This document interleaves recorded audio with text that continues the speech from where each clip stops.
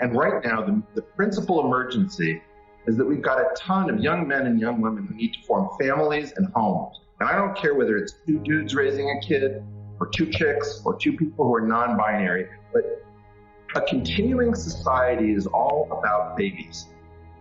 And creating the preconditions where people wish to keep their society going so that people will care enough to sacrifice in their life for a legacy.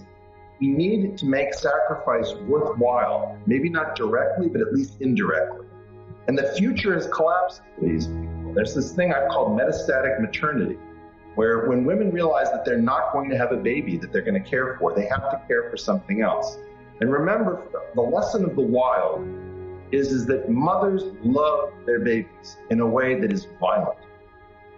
If you've ever seen a mother having attacked, you have not seen what violence is. Incredible violence. And in effect, we have a lot of young women who are trying to take care of something, who may not be able to have kids because the market is completely taking away the ability to form families from our young people.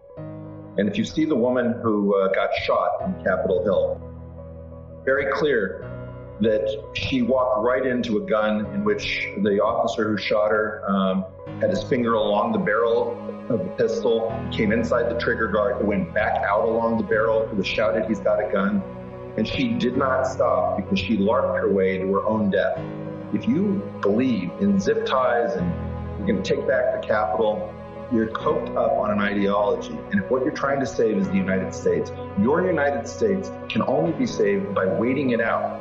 And I want to point something out to all of you. In 1971, a group called the Citizens Committee to Investigate the FBI created an incredible act of civil disobedience and broke into an FBI office. And they stole a bunch of documents because they were willing as patriots to pay their freedom to expose the fact that the FBI was out of control. And that turned into the Church and Pike committees in the mid-1970s. Those guys disciplined, organized, they found the word COINTELPRO, they created FOIA requests, they forced, I believe the New York Times wouldn't run their findings, and they forced the Washington Post to have to investigate us. Right now, we need a redo of the Church and Pike committees so that we know what our intelligence are up to.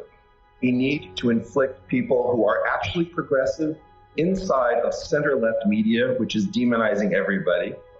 And what I need from MAGA is I've got an outstretched hand, and it's been outstretched for 4 years. We've got to get back from the brink. And I speak on behalf of a large number of people who have no voice, who have always voted Democratic, which is, we love you. We love you. You guys are a part of what makes America great. There's certain aspects that I can't do because my left of centerness doesn't allow me to do it. We benefit from being a great country and a good country. And I've tried to do both, but we have to have a conscience and we can't go down this route. You have to realize that the cult-like aspect of Donald Trump may have been necessary to break the cabal that has been denying all kinds of truth. I've called it the disc. I've talked about the gated institutional narrative. It's over. The Donald Trump thing has to mutate into something that is pro-America, that's not based on a cult of personality. I know that many of you hate him and support him because he was the only way to stop the denial that Antifa was attacking the federal courthouse, for example. All of these people born in the 1940s are going away because of Father Time. And so right now, what we've got to do is we've got to get a bunch of old people out of their goddamn chairs. They're an embarrassment. They're completely failed. By the way, it's not the fact that they're old. Joe Biden entered the Senate in 1972 at the age of 29. It's enough already. He had something to say. I'm pretty sure we would know about it by now.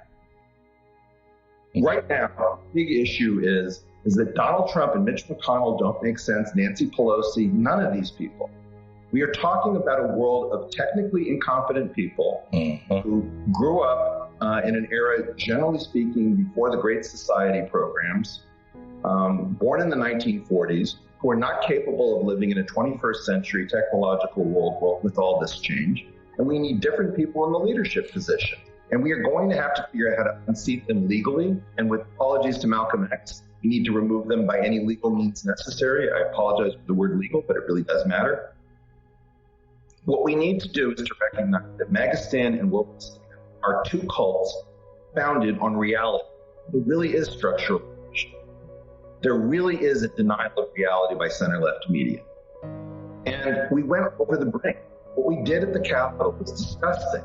And in a mob mentality, that woman who died from San Diego LARPed her way to an early grave because of the contents of her mind. The software she was running told her that she was as if she was in the Boxer Rebellion, that she had supernatural powers, that nothing would happen. You look at that video, you look at all of the heavily armed officers behind her who could have stopped her. We have entered non-reality, and we are a thermonuclear nation with responsibilities to the entire planet. We've got to find our way into the future. We've got to stop looking back for the answers. They ain't there. We've got to invent the future anew. Thanks for letting me rant.